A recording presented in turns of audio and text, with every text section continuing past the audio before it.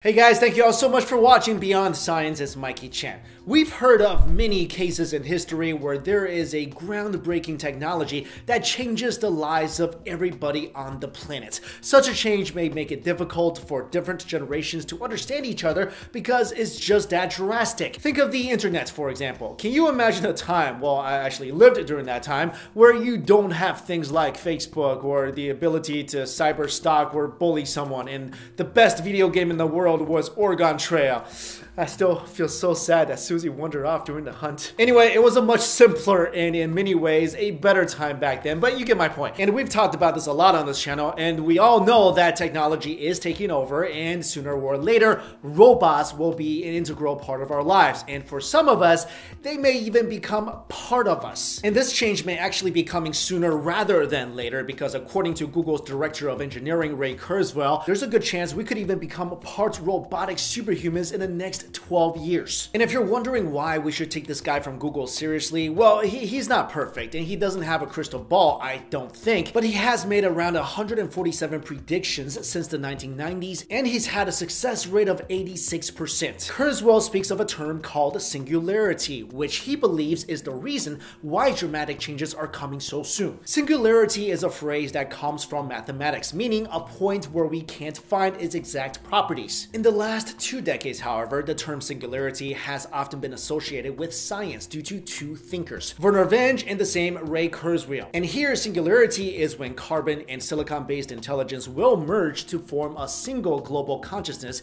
and will result in technological growth and change all of humankind as we know it. The first thinker, Wendt, described the singularity in 1993 as the cause of the creation of superhuman intelligence leading to the end of our existence. His exact quote was, "Within 30 years, we will have the technological means to create superhuman intelligence. Shortly after, the human era will be ended." More than a decade later, in 2006, Ray Kurzweil also published a book regarding technological singularity titled "Singularity is Near." In his book, Kurzweil talks about Wendt's beliefs and says that he agrees with him, but also thinks that Wendt's thinking was too optimistic. Kurzweil says in the book that soon we will experience the greatest technological singularity in history, and it could change the way we look at ourselves as human beings.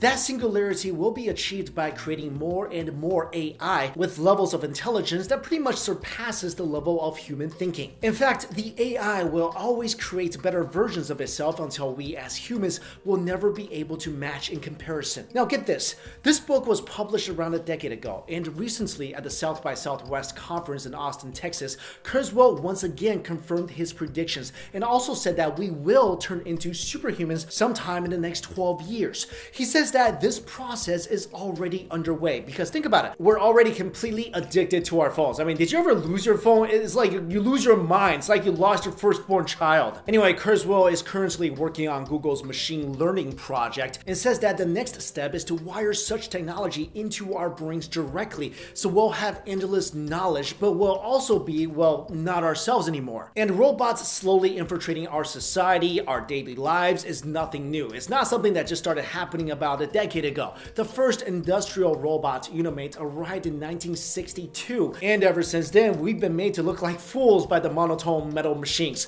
Places like Rethink Robotics are making robots that can work with humans and learn things in a matter of minutes. Robots are being used in the battlefields to fight alongside soldiers. Robots are even getting literary awards in places like Japan. There are also chips that are being invented that will embed themselves in people's brains in order to make them stronger, faster, smarter, better. Not only that, scientists now have CRISPR, a tool that lets them edit genes at yeast, which is doing mind-blowing things like rendering viruses inactive and creating disease-resistant crops. But this is also questionable and highly controversial because editing genes is pretty much editing the code of life, which is something I'm not sure we should be messing with. And through this, things like designer babies with perfect genes will soon dominate society, and this is just the path we're going down. Although all this sounds kind of scary, at least to me, Kurzweil Kurzweil doesn't believe that these intelligent robots will be a threat. He believes that they will only benefit us and help make us smarter and smarter. According to him, we're going to get more neocortex, we're going to be funnier, we're going to be better at music,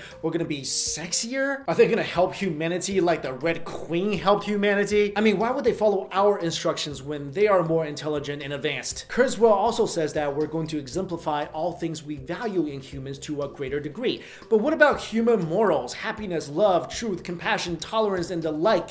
Wouldn't we be giving all that up to become these lifelike but not really living robots? Anyway, like it or not, we are getting closer and closer toward the singularity, and even though it may be a breakthrough that will allow society to become more technologically advanced, it also brings us bigger and bigger ethical questions to think about. You know, the more I work on stories like this, the more I think Google and not Microsoft is actually going to be Skynet. And I think in the beginning this might be really awesome to most people because let's say if you're suffering from a disease, from an illness, and it can be treated through gene manipulation or some sort of computer chip injected into your body or into your brain. But then where do we stop? Let's say eventually our whole body fails, then we just remove our consciousness, our brain, and put it into another robotic body? I mean, it's just kind of crazy to think about. But let me throw this question out to you guys. Do you think this is a scary path we're on, or is this a good thing? Is this a great thing for humanity to become better? Let me know in the comments below. Thank you all so much for watching this video. See you later.